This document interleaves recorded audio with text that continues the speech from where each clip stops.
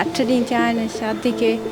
असां ग़रीब हुआसीं, ख़बर कोन हुई। शादी खां पोइ मां ऑपरेशन कराइणु चाहियां थी।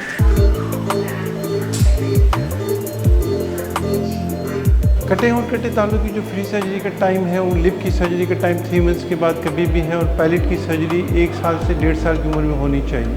हमारा अलमिया ये है कि हम लोग सर्जरियों से दूर भागते हैं, ट्रीटमेंट से दूर भागते हैं, और हमारी ये खौफ है कि कटे होंठ कटे तालु का जो वजह है वो सूरज ग्रहण चांद ग्रहण है, और इसमें अगर सर्जरी होगी तो बच्चे की मौत हो जाएगी, इसलिए वालिदैन इसकी सर्जरी नहीं कराते।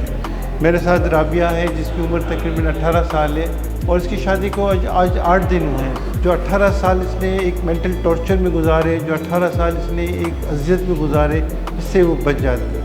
तो अगर आप कहीं भी ऐसे बच्चों को देखते हैं और बड़ों को देखते हैं कि होंठ और तालु कटे हुए हैं, तो प्लीज़ उनको हमारे पास भेजें।